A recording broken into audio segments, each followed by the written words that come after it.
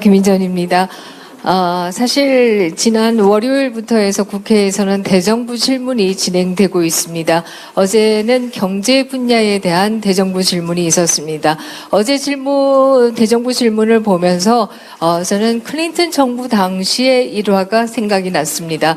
클린턴 대통령은 균형 예산, 다시 말해서 재정 적자를 제로로 하겠다라고 하는 것을 공약으로 하고 당선되었습니다. 그리고 임기 중에 그것을 달성했습니다. 그리고 난 이후에 국회에서 미국 상하 양원 시정연설에서 이 모든 성과는 다 해밀턴 재무장관 덕분이다라고 하면서 해밀턴 재무장관을 불러세워서 박수를 치는 그런 장면이 있었습니다. 어제의 일을 제가 말씀드리는 이유는 한국 경제의, 특히 윤석열 정부 경제의 성과를 보시고자 한다라고 하면 어저께 대정부 질문을 보시면 되지 않을까 하는 생각에서 말씀드립니다.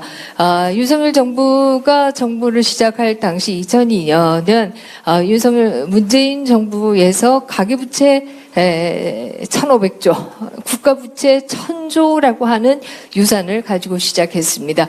이것도 엄청난 짐인데 마침 이 고금리의 고유가의 고물가라고 하는 3고 파도를 만났습니다.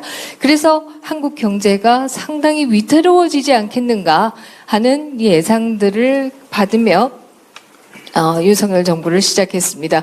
그러나 어저께의 대정부 질문에서 나타나듯이 가계부채는 문재인 정부 당시 GDP 대비 105%이던 것을 95%로 관리하고 있습니다.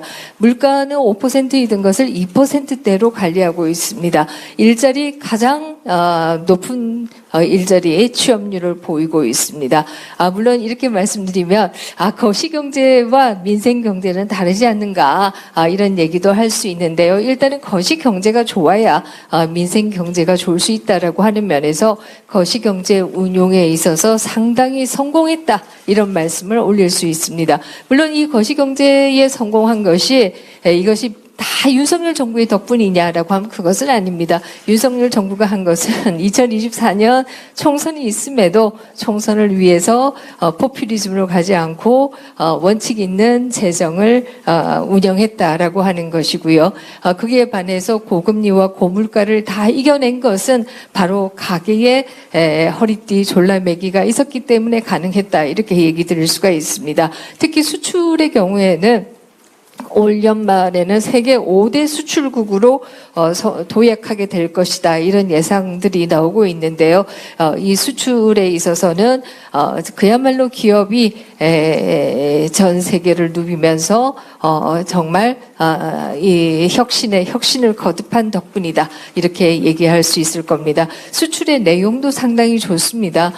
반도체뿐만 아니라 자동차, 국방산업에 이르기까지 그리고 이 K 컨텐츠에 이르기까지 다양한 분야에서 굉장히 높은 성과를 보이고 있다 이렇게 말씀드릴 수가 있고요. 그렇다라고 한다면 경제의 3주체인 정부와 가계와 기업이 모두 열심히 한 덕분이 아니냐 이렇게 생각합니다. 물론 총리께서도 계속 말씀하셨습니다만은 아직 거시경제는 좋지만 이것이 민생경제까지 다 전달되고 있지는 못하다라는 말씀을 주셨고요. 이것이 이제 우리가 가지고 있는 굉장히 큰 과제가 아닌가 이런 생각을 합니다. 그런 과제 가운데에는 경기도 도당위원장님께서 말씀하신 것처럼 이 유통혁신을 통해서 소비자 물가를 어떻게 잡을 것이냐 이런 문제들에서 비롯해서 대표님이 말씀하신 임금의 착불이 없도록 하는 문제 등의 문제들도 다 해결해야 될 과제가 아닌가 이런 생각을 하게 됩니다.